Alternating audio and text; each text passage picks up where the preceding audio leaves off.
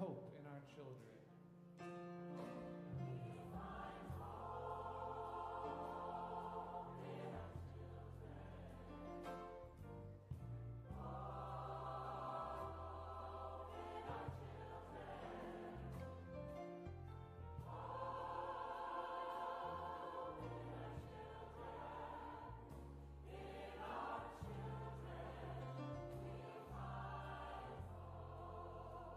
We find strength in each other.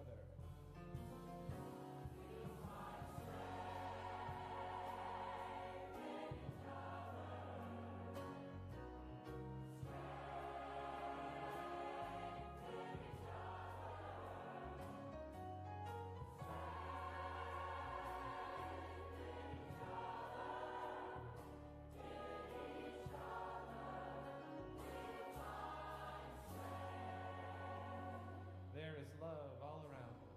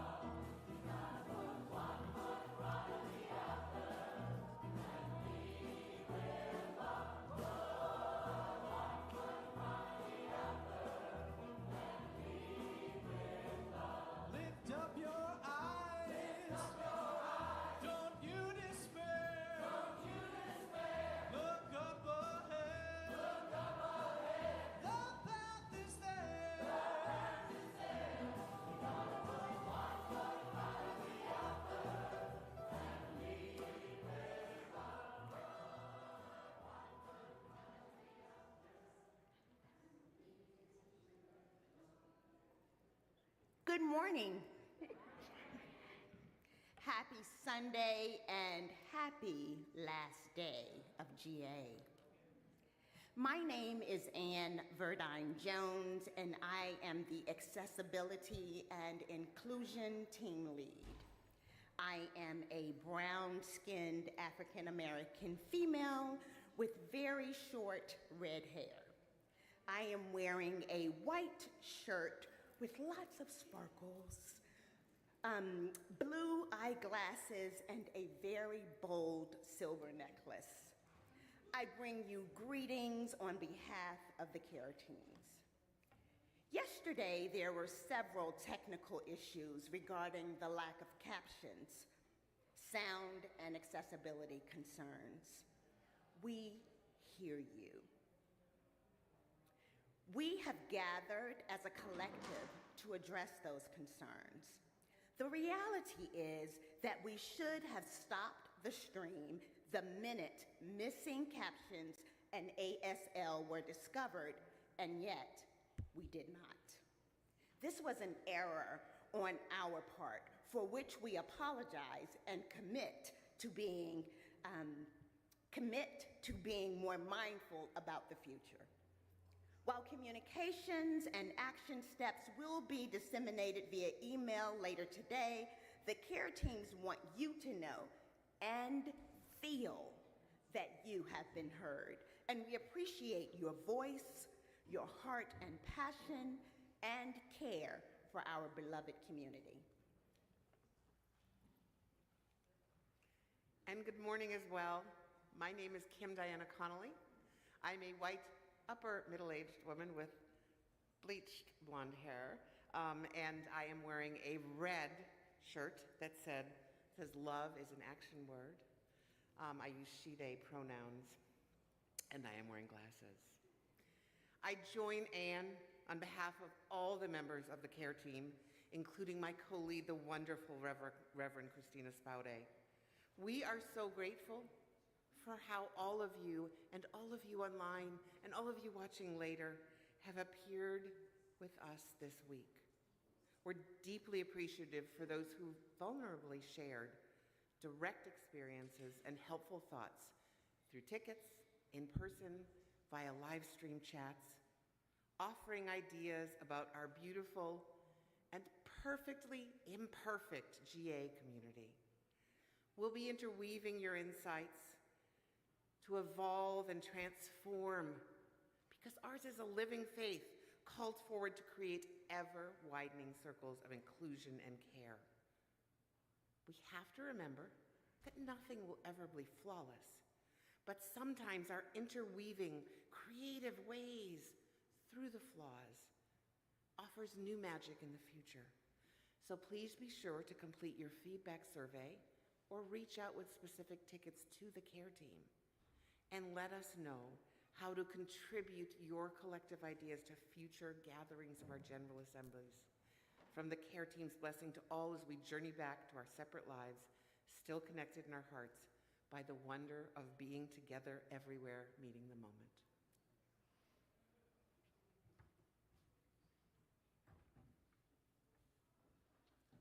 Good morning, y'all. Welcome to our last day of GA. I am Gabe Barbieri. I am wearing a blue and beige shirt with pink pants, and I heard that I look stylish today. Let's rise in body or spirit and sing together, I Choose Love.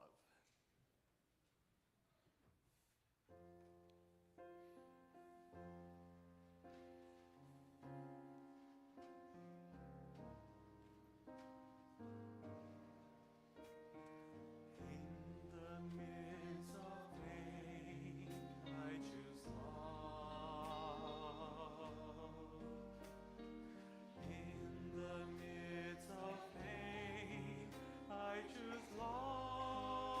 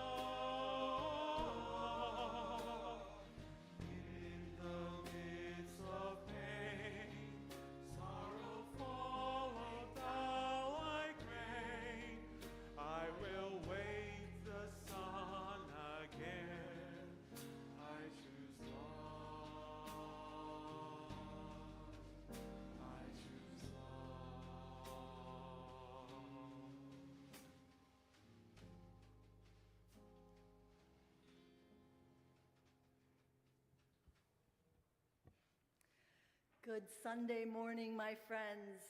My name is Jen Youngsun Ryu, and I use she and her pronouns. I'm a senior Asian woman with long graying hair, wearing glasses, and a purple and yellow stole over a white robe. The worship team is here in Louisville, Kentucky, on the lands of the Shawnee, the Cherokee, Chickasaw peoples. Our nation's policies led to systemic genocide and forced relocation, which still negatively impact indigenous communities today. Wherever you are this morning, I hope you'll take a moment to acknowledge the land on which you live. And together, may we pledge to dismantle the ongoing legacies of settler colonialism. During Friday's worship service, we gathered waters from the four corners of the earth. The earth sings many songs, and one of the most powerful is her song of water. And so we call those waters to bless this morning's circle. Here are the waters that our ancestors carried to nourish their villages. Here are the waters of recreation that revive and restore body and mind. Here are the waters of our tears, shed in grief, in anger, and in joy. Here are the waters of healing that spring from beloved communities. Come, let us choose love today and every day. Come, let us worship together. I am David Oakes. My pronouns are he, him. If you need a visual description, I am a white elder quadriplegic using a power wheelchair, and both my hair and beard are white.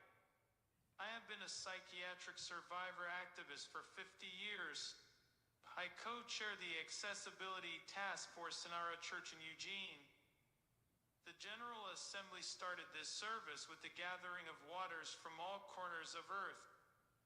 We light this chalice now, recalling the late author Bell Hooks, whose work was foundational to the modern concept of intersectionality. We light this chalice at the intersection of environmental and disability justice. We light this chalice with respect for the interdependent web of earth and all existence, of which we are a part. We light this chalice acknowledging that one of the principles of disability justice is also interdependence. We light this chalice in solidarity with the movement led by people with lived experience of being regarded as disabled. We light this chalice as revolutionaries who are on the side of love. We revolutionaries may feel alone at times. We light this chalice remembering Bell Hooks' words, those of us who have already chosen to embrace a love ethic. Know that when we let our light shine, we draw to us and are drawn to other bearers of light. We are not alone.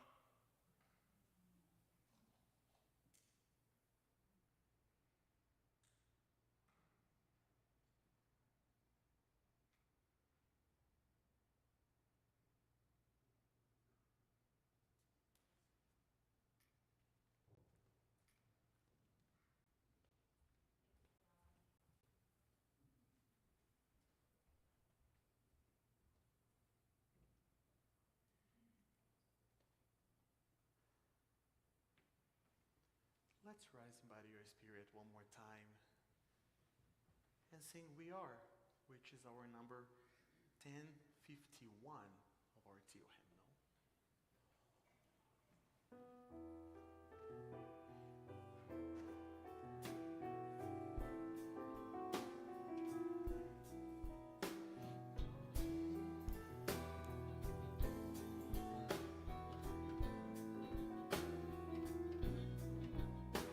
For each child that's born, a morning star rises.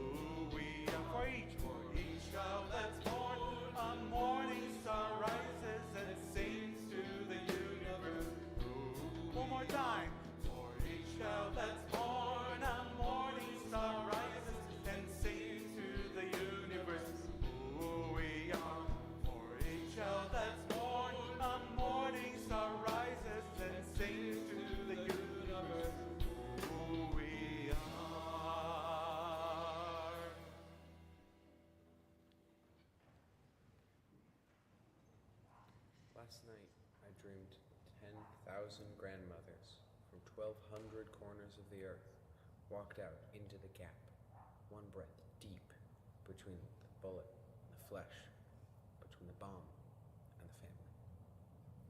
They told me we cannot wait for governments. There are no peacekeepers boarding planes. There are no leaders who dare to say every life is precious, so it will have to be us. They said we will cup our hands around each heart and we will sing the earth's song, the song of water. A song so beautiful that vengeance will turn to weeping. The mourners will embrace, and grief replace every impulse towards harm. 10,000 is not enough, they said. So we've sent this dream, like a flock of doves, into the sleep of the world. Wake up, put on your shoes, you who are reading this. I am bringing bandages and a bag of scented guavas from my trees. I think I remember the tune. Meet me at the corner. Let's go. Thank you, Grayson. Last night, somewhere between the end of all we know and the faint beginning of something new, a dream emerged. 10,000 ancestors from all corners of the earth moved into a gap, one breath deep, into the space between all that has already happened and all that is yet to come. They carry songs, they carry stories, and they are calling us to join them. These rich images come from Aurora Levins Morales, a Puerto Rican Jewish poet and activist.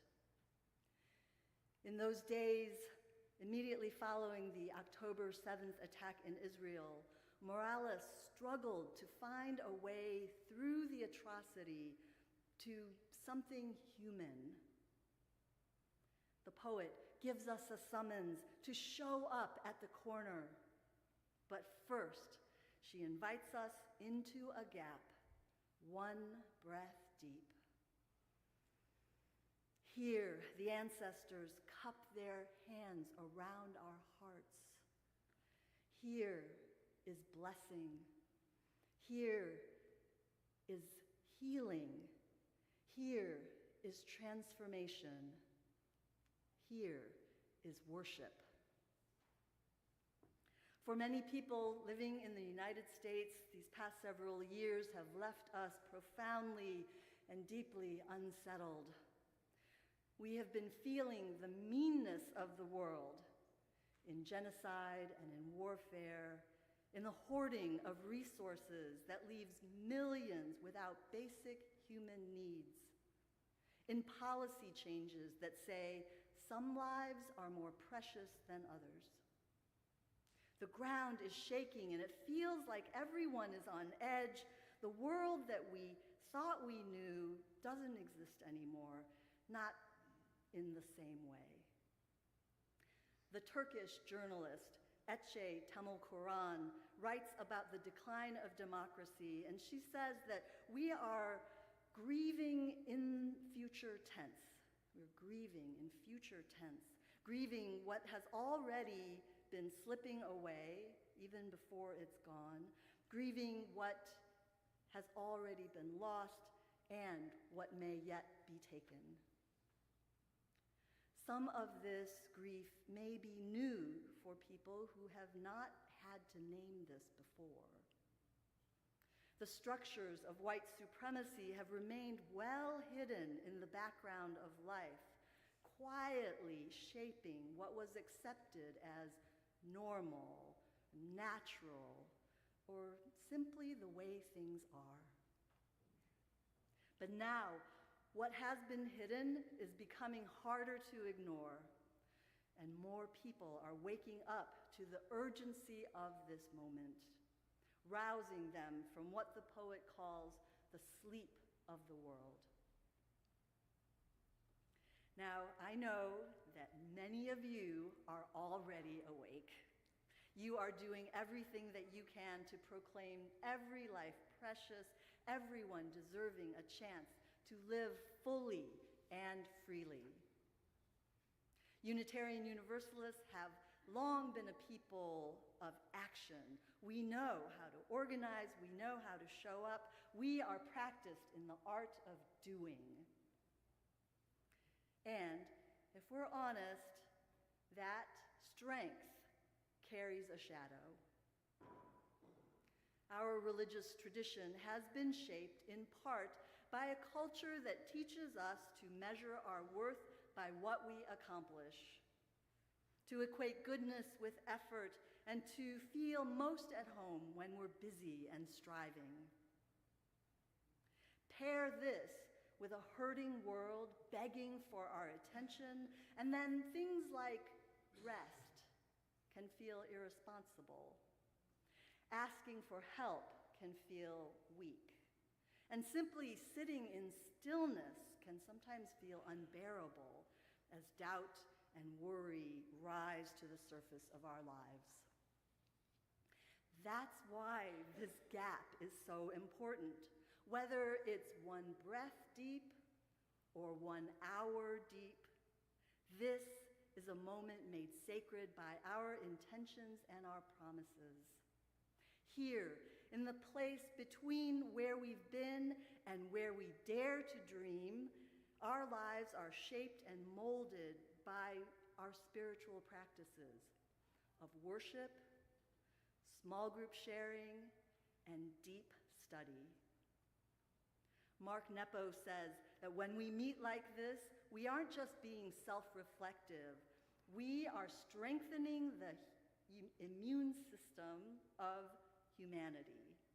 We are strengthening the immune system of humanity. Here is where we remember who we are and to whom we belong. Here is where we practice love as a response to the love that first summoned us.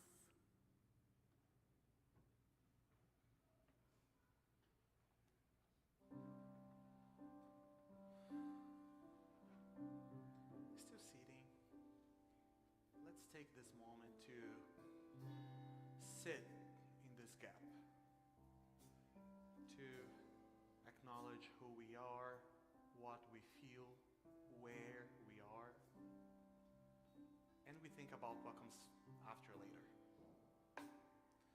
We're gonna sing a song that is gonna be new for most of you, and it is very short. You're gonna learn very quickly.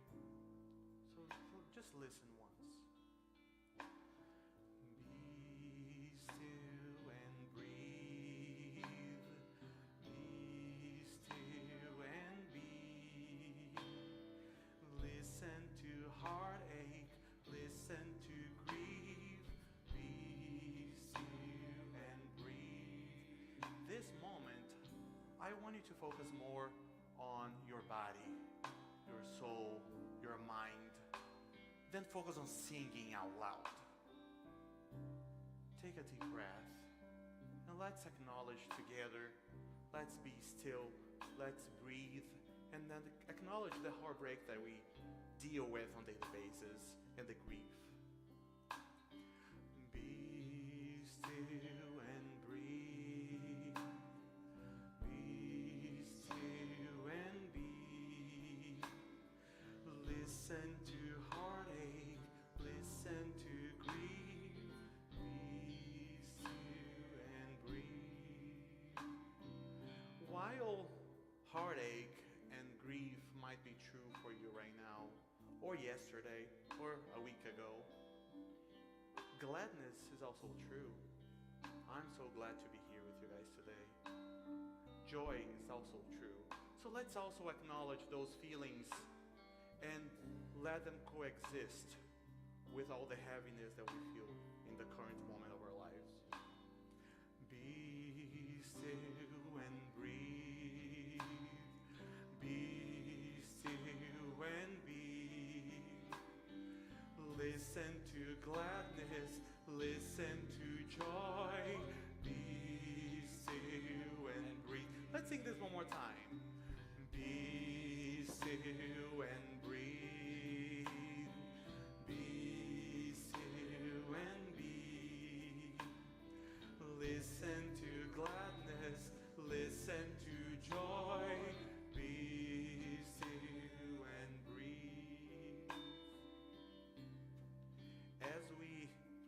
turn on the news, as we walk around and talk to different people, sometimes we experience some anger. That's normal. Also some hurt. And those are also valid feelings. We are whole. Doesn't matter what feelings we are dealing with. So let's sing together that we're listening to our anger and to our hurt. Be still and breathe. Be still and be. Listen to anger. Listen to hurt. Be still and breathe. I want to sing this verse one more time, but I want to challenge you to sing this as inward as you can do. Very intimate. Be still and breathe. Be still and be. Listen to anger. Listen to hurt. Be still and breathe. In our next little verse, we're going to acknowledge beauty and grace, that it is always present. At least it should be present, right? So my challenge for you right now is to smile. Even though I cannot see your smiles right now because of the masks, I am challenging you to sing this smiling and expressing this beauty and this grace. Bring this to this environment now. Be still and breathe. Be still and be. Listen to beauty. Listen to grace. Be still and breathe. Let's sing this one more time. Be still and breathe. Be still and be. Listen to beauty. Listen to grace. Be still and be. And ending this moment of breathing and stillness and reflection. If you have somebody sitting by you, or here in our studio, or at home, or in the satellite places, I want you to look to your side, look to the other side, find somebody, find a connection. And we are going to sing together that we're going to listen to you and listen to me. And I want you to sing this to somebody else, not to yourself, That's our moments that in sitting with our feelings, sitting with our reality, we are also connecting with other people and sharing that and drawing strength from one another. Be still and breathe. Be still and be. Listen to you, listen to me. Be still and breathe. One more time. Be still and breathe. Be still and breathe. Listen to you, listen to me. Be still and breathe. One more time. Be still and breathe. Be still and be. Listen to you, listen to me. Be still and breathe. Now, as we end this moment of breathing, we're gonna sing one last time. Voices only. We don't need instruments for that. And I want you to hear one another, or here, or at home, or in the satellite. And we are singing that we are listening to you and listening to me. Be still and breathe.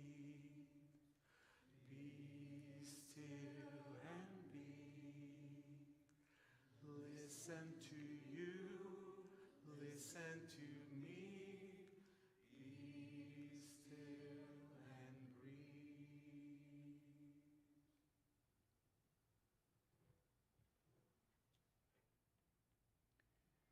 There was an extraordinary Cambodian monk named Maha Ghasananda who survived the brutality of the Khmer Rouge regime. Later, he served in the refugee camps, and in one of those camps, he opened a Buddhist temple, despite threats from the authorities that anyone who attended would be killed. Still, on opening day, more than 20,000 people gathered. These were people who had lost nearly everything: families shattered by war, communities terrorized by violence, people who had suffered beyond what most of us can even imagine. And there, in that dusty square, Maha Ghosananda led them in a timeless Buddhist teaching. Hatred never ceases by hatred. By love only is hatred healed. This is the ancient and eternal law. Thousands and thousands of people began chanting those words together, not because love is sentimental, not because love is easy, but because they understood that only love could build a future worth living in. After the 2024 General Assembly, I came home and told some of my interfaith colleagues that 80% of the Unitarian Universalist delegates had voted to declare love as the center of our faith. One of them, who's a good friend of mine, kind of sighed and said, love is very abstract. It means 100 different things, and it means nothing at all. And, religion has been preaching and teaching love for the last 2,000 years, but look at the way we treat each other. I know what they mean. I've heard that before from Unitarian Universalists, too.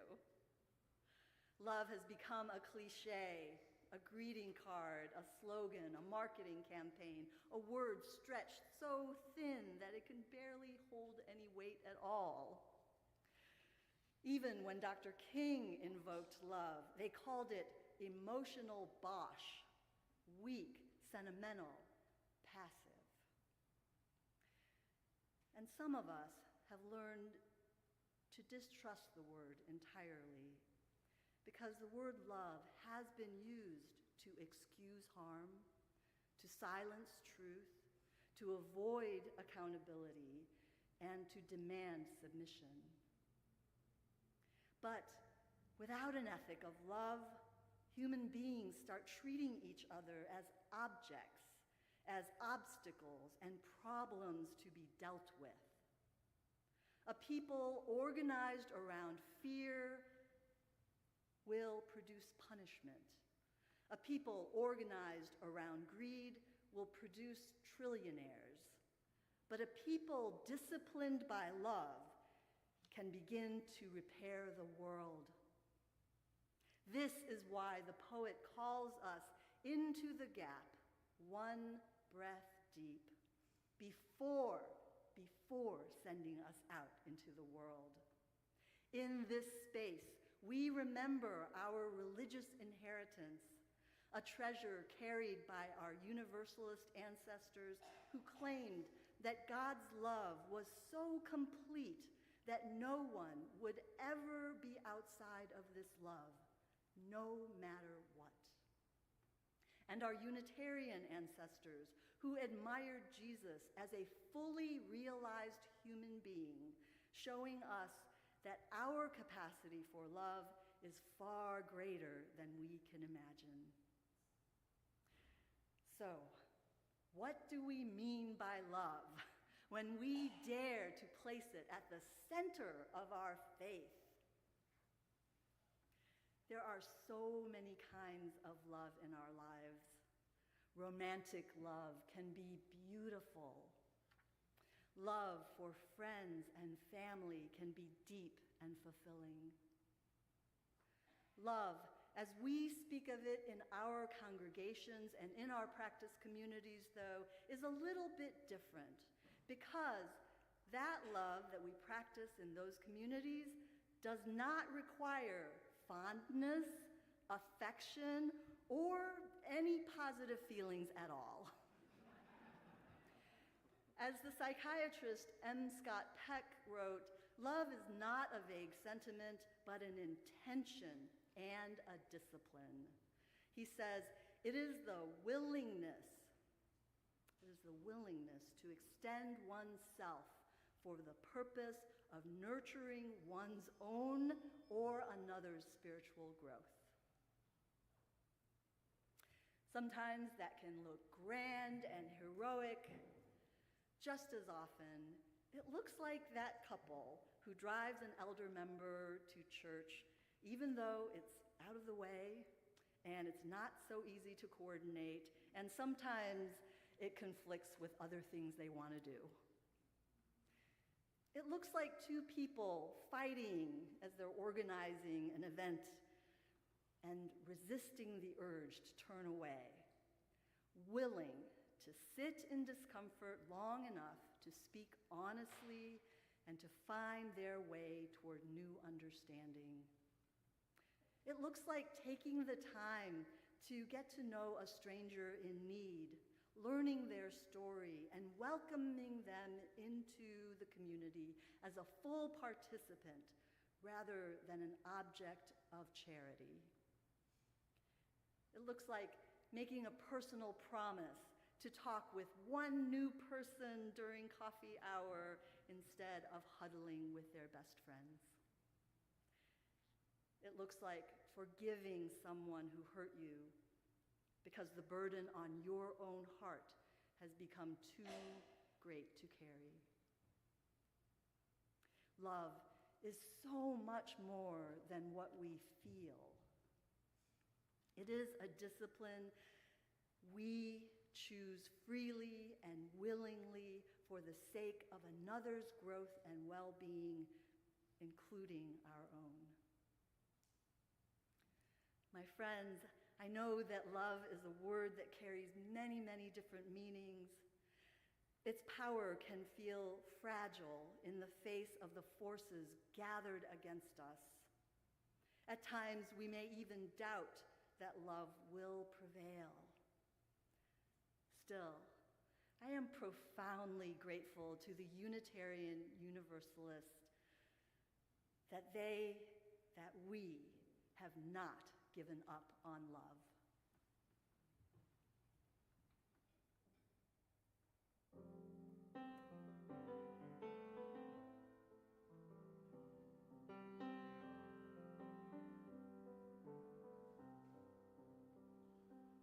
I am looking for shelter and a friend. We can build a beginning, but I do not know the end. I am scared of breaking when I bend. We will carry each other on the way.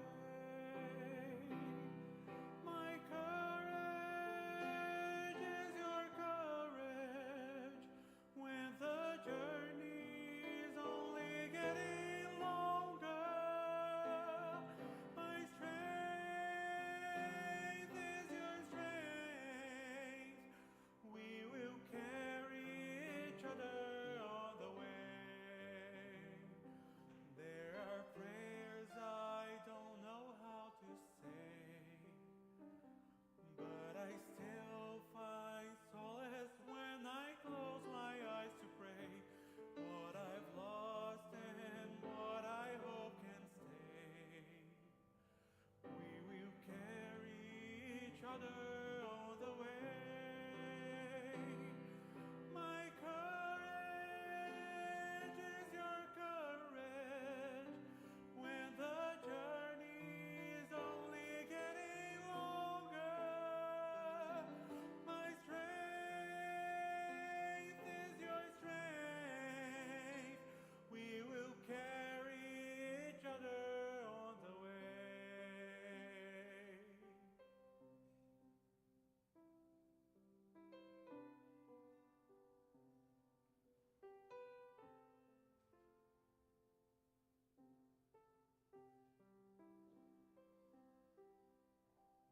Hello, this is the Reverend Tania Marquez. I'm a Mexican woman in my late 40s with curly hair. I am wearing a red dress with a black sweater. I have anatomically shaved heart earrings, and there are some blue curtains in my background. Let us pray. Holy One, compassionate One, hold us tenderly. Hear the clamors of your children, the wailing of mothers, fathers, parents, siblings. So much has been taken. Too many nights of anguish and worry. Too many days of uncertainty. We bring our sorrows, our pain, our fears, and lay them before you. Creator, breathe into them the breath of life and transform them. Breathe into us and guide our hearts. We, all apprentices of love, reaching out to find each other, to hold each other. May we be granted clarity and understanding to carve the path before us, to go on determined and strengthened, our voices rising, creating new songs, songs that build new worlds, that reminds us of truths about who we are, about how we belong to one another.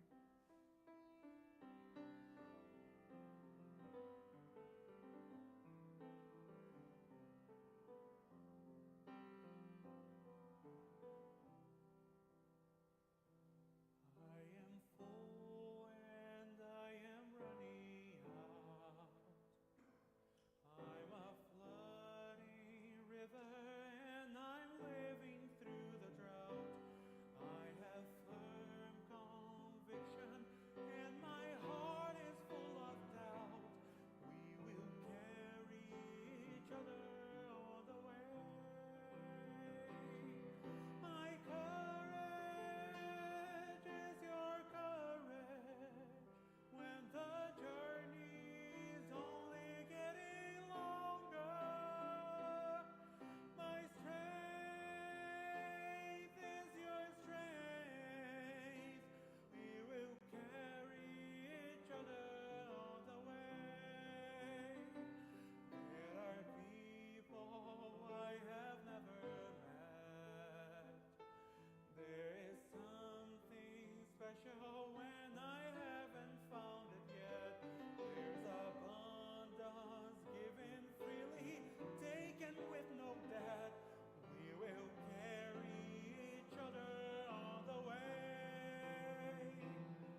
My courage is your courage when the journey's only getting longer.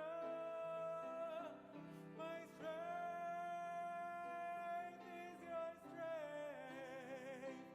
We will carry each other on the way.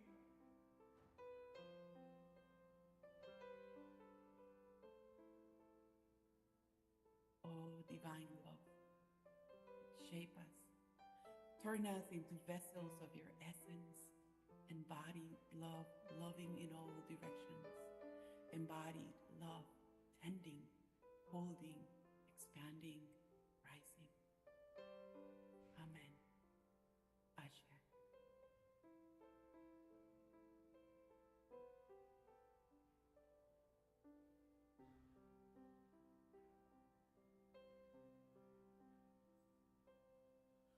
My courage is your courage when the journey's only getting longer.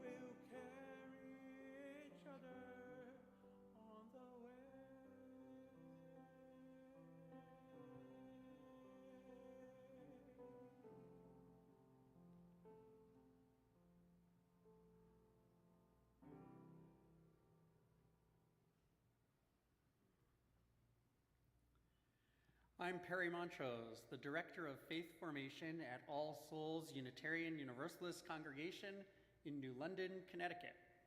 I use he, him pronouns, and I am a 5'11", thin white male with short, dark blonde hair and green eyes.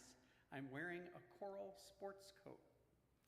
And I am Barbara Montrose. I use she, her pronouns, and I'm a 5'7" cisgender woman with shoulder-length blonde hair colored by Miss Clairol. I'm wearing a tan dress and a scarf with a little orange in it for a pop of color. I'm Nora Montrose. I use she, her pronouns, and I'm a 4'4", 10-year-old girl with curly blonde hair, green eyes, and a pink dress. My father of blessed memory drank his morning coffee out of a mug with a quote that said, "There is only one happiness in life, to love and be loved." For my father, that love included carrying each other on the way with an open, welcoming home where everyone was invited to stay for a meal and longer if they needed a place to stay, regardless of nationality, race, or ethnicity. Yet, although my father believed in equality and welcoming everyone, he struggled when blackness entered his own family. He never really made those family members feel that they belonged or that their full identities were valued. To love and be loved can be made complicated by our human frailties and contradictions. Love is moving from simply welcoming to an embrace of belonging. We're learning what that means in our Unitarian Universalist family as we continue to draw the circle wider. Imagine walking through the front doors of a new church, a new beginning. Everyone is welcoming you. But you don't feel like you fit in. This is how many people feel, and it is our job to help them feel included and like they belong. To do that, we need to hear who they are and what their needs are. We are learning to listen to voices that have not always been heard. But sometimes we need our hearing aids. We also need to listen to our own inner voice. I work in homeless services. We were discussing the cuts happening and the threat of losing funding because of our use of words like diversity and equity. I felt fear and panic sink in. Then I remembered the people I serve. I love them so much. And just noticing that love that I have in me created a shift. I realized that no matter what an administration takes away or how it oppresses, it cannot take away my ability to love people. I felt emboldened, defiant to the fear and panic, because I knew no matter what happens, I can love people. I choose love. To reflect on love further and hear more voices, we asked the congregants of All Souls New London to respond in words and art to the question, what is love and what does it look like? Hi, my name is Karen, and this is my answer to the question, what is love and what does it look like? I think there's a creative energy at the center of everything. Life yearning for life, interconnecting each piece of existence, and in humans, that energy feels like love. So life generates life in the garlic bulb sold by the organic farmer at the Saturday market. That gathering feels like a celebration and reunion even when I'm a stranger there. And the garlic tastes like earth and passion, and I use it to feed the ones I love. The garlic cloves, the farmer market joy, and chickadee chirps give us courage to gather in protest against the January 6th insurrection, trusting that doing the right thing will engender more of the right thing. And we bolster each other with our presence at home, in the market, at church, and in the public square. Love is the force that gives us courage to stand with each other. It is at the core of every piece of existence. It is in every brushstroke as I paint and pray in the doctor's waiting room. Love is the creative energy at the center of it all. Love is an emotion, but that is a very broad term. Love is watching your sibling take a chocolate bar from its hiding place, knowing mom was saving it and not saying a word. Love is seeing that person, that special one, and lighting up, no matter what mood you're in. Love is choosing to take a nice long bath instead of a quick shower and just soaking the stress out. Love is inviting a friend and catching up over worries, interests, and finding comfort in the fact that you're together. I'm Dallas, and to me, love comes in many forms, including familial, communicational, romantic, and even the small acts of kindness between strangers. But it is always rooted in the balance of pain, beauty, and strength. It can be fragile because it asks us to be open and vulnerable, yet strong because it prevails through that vulnerability and helps people stay connected through difficult times. Love is never perfect, but its imperfections are what makes it real and meaningful. Love shows up in simple actions such as the courage to forgive, and the act of listening, and the choice to stay connected even when it's hard. Sometimes love is shown through big moments, but often found in everyday care and understanding.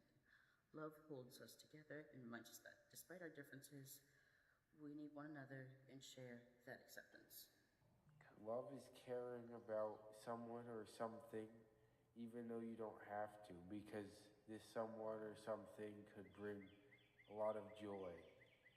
Without love, people wouldn't care about anyone or anything, and society wouldn't get anywhere if you don't care about anything. If they didn't care about their house, those are all forms of love, and if everyone didn't care about anything, I mean, they would have like no motivation to do anything, and where would society be at? Just kind of hanging around, kind of dying off. No one would care about anything, you know? In the drawing I drew, there's a hole in the heart, but inside of the heart is somebody caring for someone. That's what love is. Hello, we are John and Linda Sargent. Attention and observation are an aspect of love, opening our minds and hearts and drawing as close as we can to knowing another being's world. We make room for their essence in our awareness. After hours of in his kayak watching, John's hands, brushes, and paints have given us a moment with the common terms. During a summer of repeated visits to a bird gathering place, he was awed by the ease of the tern's acrobatic flight. In this painting, the open grace of their wings speaks to me of the sometimes overlooked but essential receptive aspect of love, which is the single word title he gave to this painting. I think love is when someone is affectionate to you, which can be shown in a lot of different ways. You might not always see it when you argue with your mom or if you have a disagreement with your friend. There's love everywhere. Even if you don't feel it or see it, it's like when your mom argues with you. She's only doing that because she cares about you and doesn't want you to get hurt from a boy or dying here, all to keep you safe. Another way of love is from your friends when they invite you somewhere or even just coming to talk to you every day. Just little gestures every day is love. Especially there's a lot of love in you. Might not feel it, but every day you do something to show affection, like walking your dog, making coffee in the morning for your mom. You will always find love in yourself and around you. Like brushing your hair is self-love, cleaning the house is both. If you live alone or if you live with your loved one or just cleaning the house for your parents, the littlest things count. But my picture is someone holding hands, which shows love from your friends or loved ones. Just remember, love is all around you, even if you don't realize it. Hi, my name is Adrian Dow. I'm a relatively new congregant here. The artwork that you're looking at is a piece gifted to me by my yoga teacher, Kim Abraham, who is one of the nicest people and kindest souls I've ever met. And love to me is kind of exemplified by people like her. When she first met me, she didn't know who I am, but she had never met me before, of course, didn't know my name, and invited me to her yoga class and said that after a while, she told me that when she first met me, she recognized me right away, and I felt seen and heard in a way that I've only felt a couple other times, and those are people that will be in my life forever, like my co-parent and my best friends. And I mean, it's the sort of love that you would only expect from a parent or a member of your family. And I truly feel that the people of New London are a found family, and that is how I appreciate and have learned to appreciate love in the world is through that. And that's it. My name is Nora. When the world is at its last string, that string is a magic harp string. Love is a bonding connection, and without it, no one can survive. Family, friends, and communities depend on each other, and they depend on the things that hold them together. That thing is love. Flowers cannot bloom without the sun, and we cannot bloom without love. Love is our umbrella in the rain. Love is not always something we see, but something you can feel. Before babies can even say the word love, they know it and feel it. When you fall, it is love that catches you. Love is the everlasting light in the dark. We may have all come from different values and beliefs, but in the end, we all find the way to love.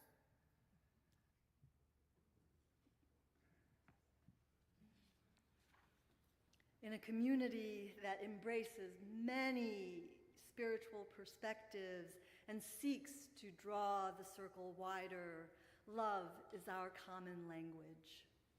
It allows us to speak of the mystery we cannot name, the goodness of life that exceeds us, and the sacred ties that bind us each to all. As Nora said, flowers cannot bloom without the sun, and we cannot bloom without love. When you fall, love is what catches you. Love is the everlasting light in the dark.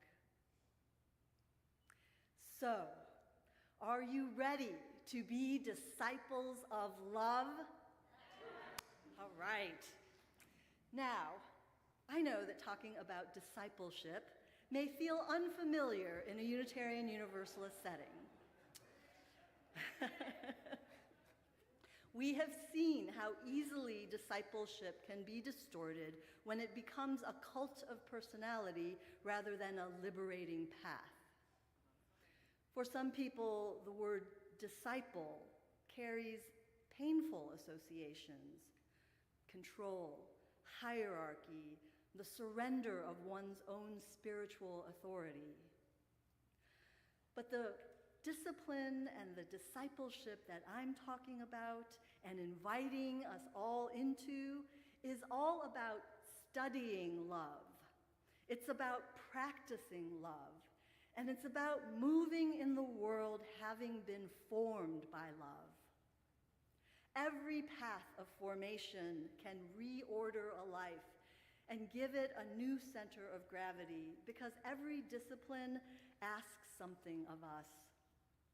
To be a disciple of love is to allow ourselves to be reshaped and stretched, often beyond what is comfortable, especially when we are called to love our enemy. Or, in UU words, to affirm the inherent worth and dignity of all, even of those who would use their power to deny that dignity to others. Discipleship is not easy, and yet following the way of love is what keeps us from being consumed by the very forces that we are trying to resist. Without a discipline of love, our activism will burn out. Our longing for justice can become untethered from mercy, and we risk becoming spiritually starved. I know what that feels like. When I returned to parish ministry after years in healthcare chaplaincy, I was so swept up in the busyness of the congregation and the urgency of meeting this moment that I nearly forgot the very practices that made such work possible. My physical health suffered. My mental health suffered. And this is why the ancestors, in their wisdom, call us into the gap, call us into moments of spiritual practice. Before we fill our bags with scented guava and bandages and rush out into the world, those ancestors call us to first gather in places like this, where grief is never denied, where joy is welcomed with abandon, a place where people return to the practices that shape them, where disciples study love carefully, practice it imperfectly, and when they fail, begin again, begin again. The world is weary of righteous, performative righteousness. Instead, this hurting world needs people who can remain human in inhumane times. It needs people who can tell the truth without surrendering to cruelty, who can resist despair without pretending everything is going to be okay. So, my friends, the world is calling us to the corner. So gather up your things, take one another's hands, and let's go together as disciples of love.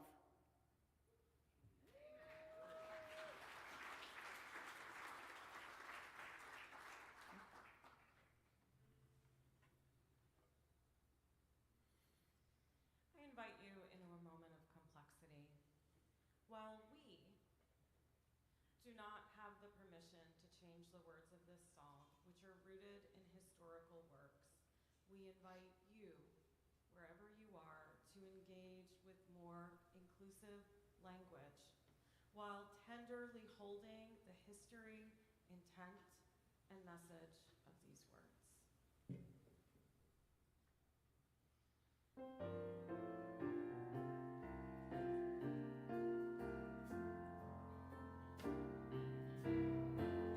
We walk in love, united in purpose, with joy our hands, and lift up one voice.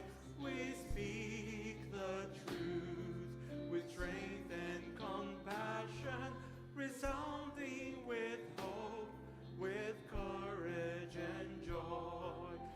Before we move forward to the other verses, I want to invite you to rise in body or spirit and sing with us.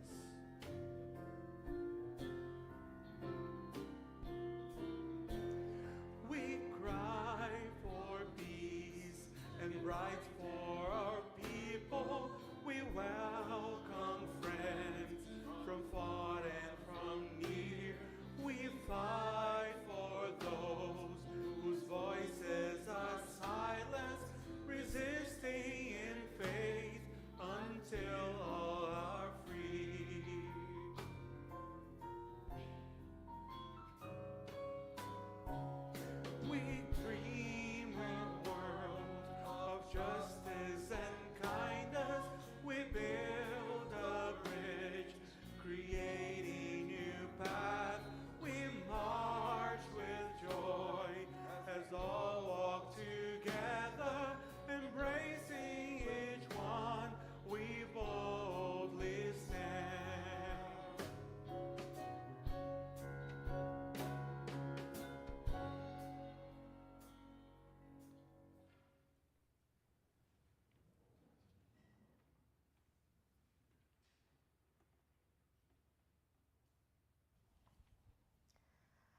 Hello, I'm Nicole Presley, Director of Organizing Strategy with Side with Love at the UUA. And over the past year, I've heard many people in coalitions I'm a part of ask, where are the faith leaders? This question comes from real concern. So much of the suffering we are witnessing, so many of the attacks on our democracy and human dignity are being carried out in the name of faith. And then I will sit in an entirely different coalition space, and I'll hear people talk about the ways that faith is showing up powerfully in this moment. They point to clergy kneeling on a cold pavement to protest ICE abductions. They point to UU leaders traveling to Selma after voters in the South were stripped of political power and representation. But what is often missing from both of these conversations is what we look to as evidence to prove faith is showing up and the work it takes to make those moments possible. Sometimes we can all forget the infrastructure that builds and sustains our justice movements. The training centers, the conversations, the spiritual anchors, the places that teach strategy, build relationships, and nurture resilience. Places like our congregations and this faith community. Movements do not emerge out of nowhere. They are built by communities that develop leaders and hold them through some of the hardest struggles of our time. Sometimes that work shows up in public witness and gets widely shared in photographs or on the news, and sometimes it is much quieter. Sometimes it is a workshop in a small room teaching people how to keep their neighbors safe. Sometimes it is a Zoom room sharing tools on voter mobilization. Sometimes it is the embrace offered after a climate disaster that reminds someone that they are not alone and that the community always provides.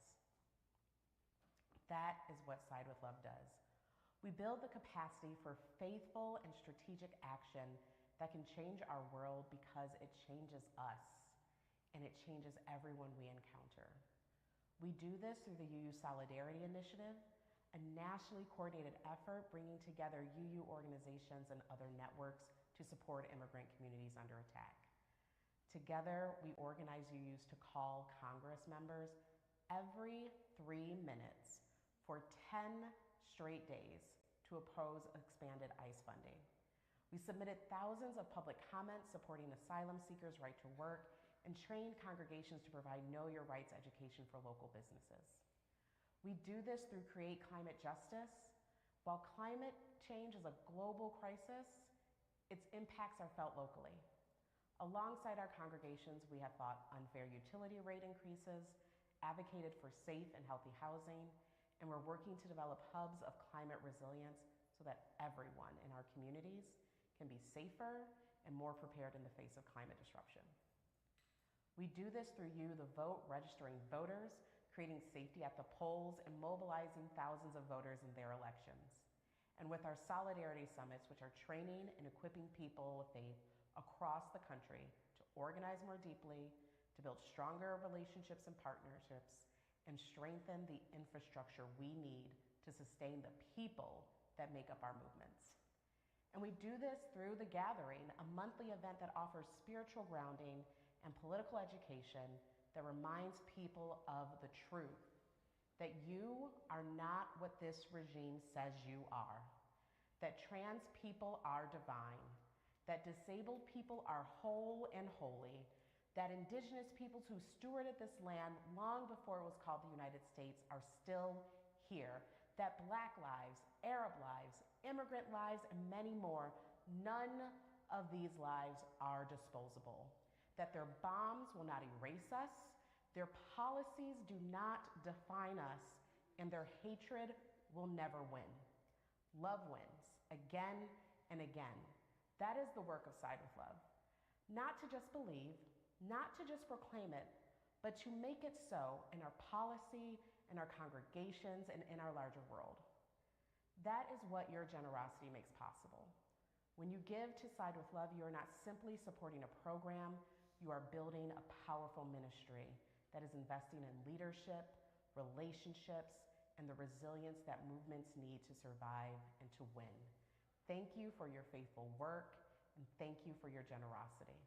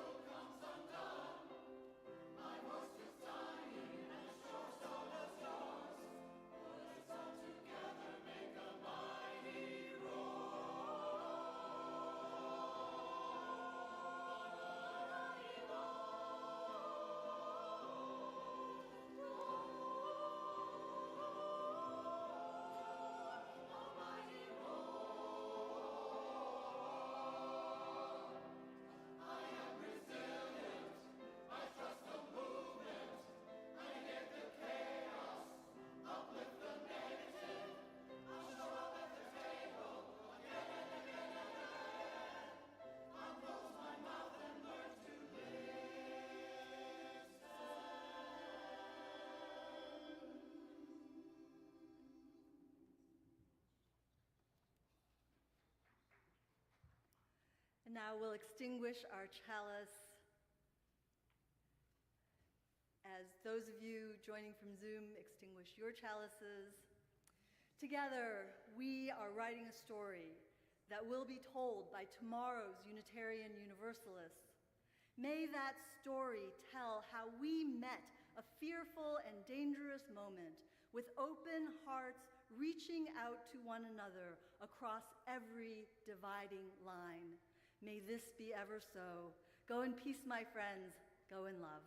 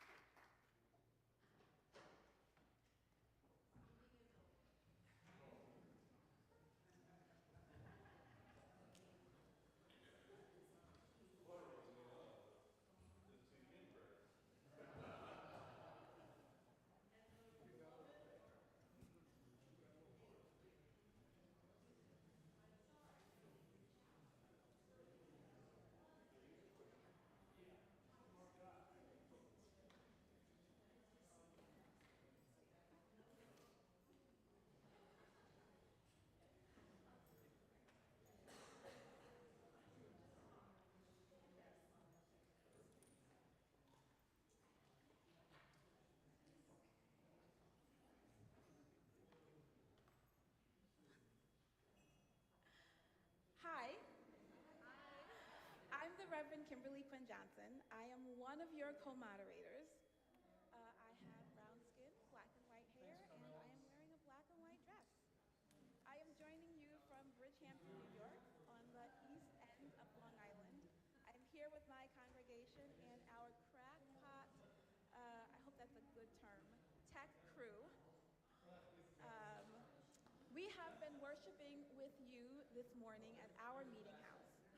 We know that many of you are doing the same from your own congregational homes. It has been good to be together today in this worship and all week for this General Assembly.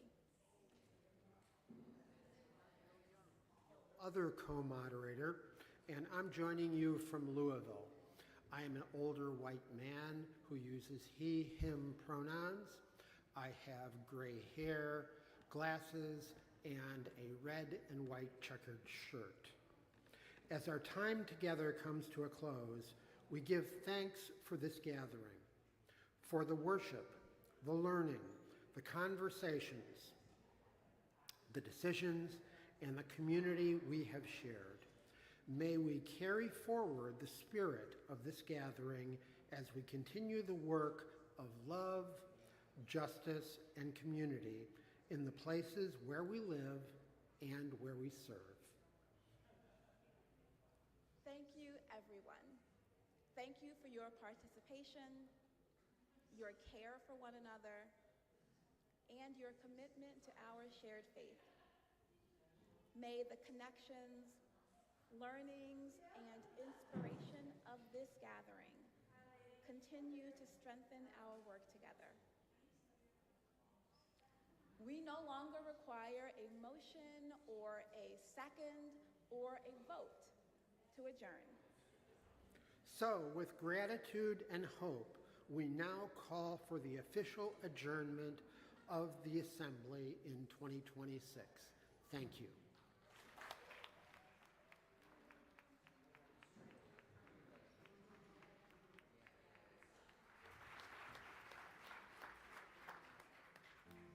You know what? I heard that joy is an act of resistance. Can I say that again? Joy is an act of resistance. So we're going to have a little bit of joy. Wherever you are, I want you to rise in body or spirit as we sing, "This joy that I have, the world didn't give it to me, and guess what? The world can't take it away." Can I get an amen, somebody? All right, let's do this, y'all.